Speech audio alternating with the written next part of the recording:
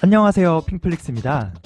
제가 너무 좋아하는 이 SF플러스의 강방청 회장님이 오랜만에 팟캐스트 신과 함께 출연하셨더라고요. 제 존리 대표도 좋아하는데 이 존리 대표는 투자의 자세나 어떤 투자의 마인드 이쪽으로 많은 영감을 주시는 데 반해서 이 강방청 회장님이 진짜 그 투자의 인사이트를 좀 많이 주시는 것 같아요. 두 분 다 너무 좋아하는데요. 그 인터뷰에서 좀 인상 깊게 느꼈던 것만 좀 요약해서 좀 공유해 드리려고 해요. 투자의 네 가지 원칙이 있는데 그것은 일단 좋은 기업을 싸게 사서요, 주식을. 그죠? 장기 투자하는 거예요. 그 여러 개로 분산해서 하나 말고요. 근데 우리 투자자들은 항상 이거를 하나도 안 지켰대요. 늘 좋은 기업이 아니고 이상한 기업을, 그죠? 비싸게 사서 항상 단기로 매매했다는 거예요. 그것도 분산한 게 아니고 몰빵해서. 어쩜 이렇게 반대로 했을까요? 그러니 이 주식시장에서 개인 투자자가 돈을 벌 수가 없었던 거예요. 주식은 필패, 그죠? 부동산은 불패라는 어떤 고정관념이 투자자들 사이에서 깊게 좀 자리 잡고 있었다는 거죠. 실제로 코스피 수익률은 10년째 0%였잖아요. 근데 이제 유튜브나 책 등 정보의 전파가 빨라지면서요. 이제 개미 투자자들도 많이 좀 스마트해졌다는 거예요. 그죠? 그래서 코로나 위기로 그때 주가가 엄청 폭락했을 때 이 3월 달에 이제 개미 투자자들이 많이 이제 뛰어든 거예요, 투자에. 어떻게 보면 똑똑해졌다는 증거죠. 근데 이때는 너무 주가가 하락해서 아무 기업이나 골라서 투자해도 성공할 수 있었어. 근데 지금은 주가가 많이 올라온 상태이기 때문에 진짜 그 좋은 기업을 잘 선별해야 된다는 거예요.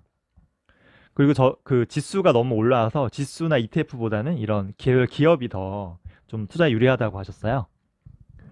중요한 것은 이제 기업인데 그 기업에서 이익이 제일 중요하죠, 이익. 그죠?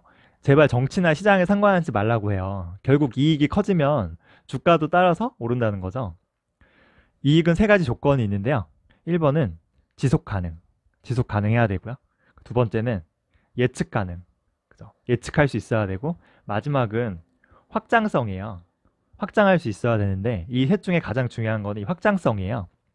계속 이익이 확장하고 성장할 수 있어야 되는 거예요. 이게 주식의 가장 중요한 건데, 이게 구시대 비즈니스는 이 성장성에서 약간 좀 불리하다고 해요. 예를 들면, 이런 헬스장이 있다고 해요. 위치도 좋고, 시설도 좋고, 막 사람들이 엄청 몰려요. 막, 여기 막 사람들이 이렇게 바글바글 하면 어떻게 될까요? 그죠? 여기 사람들이 이렇게 바글바글 하면, 막 하려면 막뭐 기다려야 되고, 막 좀 불쾌하잖아요. 굳이 사람들이 이런 헬스장을 찾지 않죠. 이런 오프라인 공간은 확장성에서 한계가 있다는 거예요. 근데 인터넷 플랫폼 기업은 어떻게 돼요? 그죠? 이런 데는 헬스장하고 달리 이 사람들이 서로 이렇게 모이면 모일수록 좋잖아요. 그죠? 더 정보가 많아지고 사람들이 뭐 헬스장처럼 불쾌하거나 북적대거나 뭐 대기할 필요도 없고요. 그죠? 예를 들면 유튜브를 통해서 많은 사람들이 이렇게 유입돼서 유튜브를 막 보게 되면은 그죠? 그럼 이 크리에이터들은 광고 수익을 챙길 수 있죠. 그러면 크리에이터들은 더 이제 좋은 영상을 많이 만들어요. 그럼 좋은 영상을 보러 또 사람들이 유입이 되고 다시 또 이렇게 수익이 돌아가고 이게 좀 선순환이 될 수 있거든요.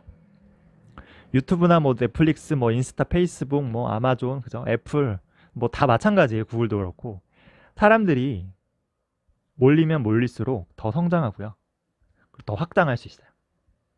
그리고 이게 한번 여기에 길들여지고 사람들이 모이면은 다른 플랫폼으로 이동이 힘들어요.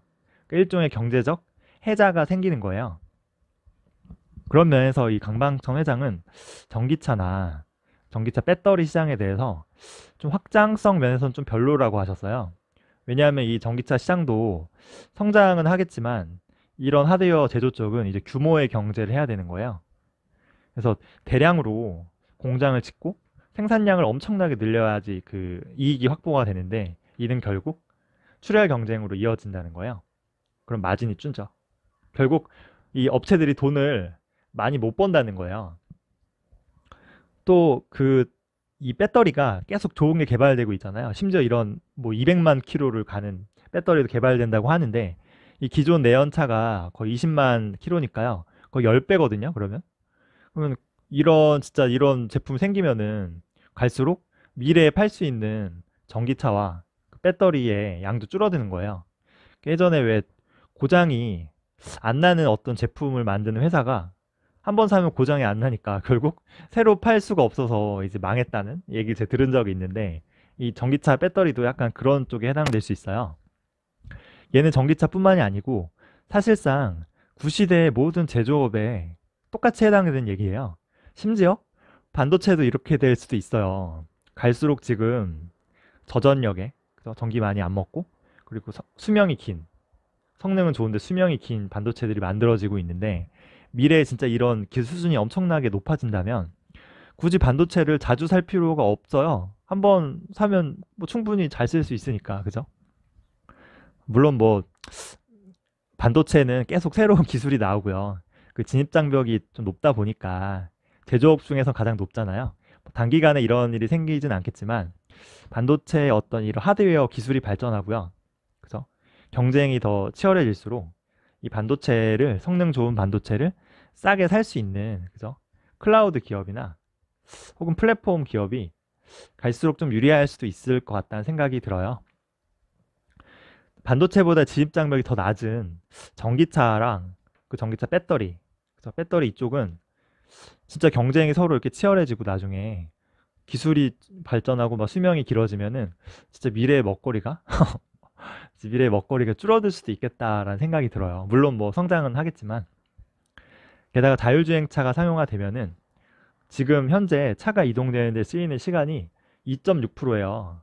그 나머지 시간은 거의 주차장에 썩고 있잖아요.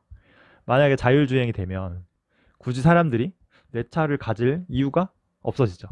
이론적으로는 거의 90%의 차량은 필요가 없어지는 거예요. 그러면 이 수요도 줄겠죠. 이 김동환 소장 진행자가 그 지금 미국이나 우리나라나 그 대표님이 얘기하신 인터넷, 플랫폼, 뭐 서비스, 이런 주가만 너무 올랐다. 우리로 치면 뭐 네이버, 그죠? 카카오, NC소프트 같은 거죠.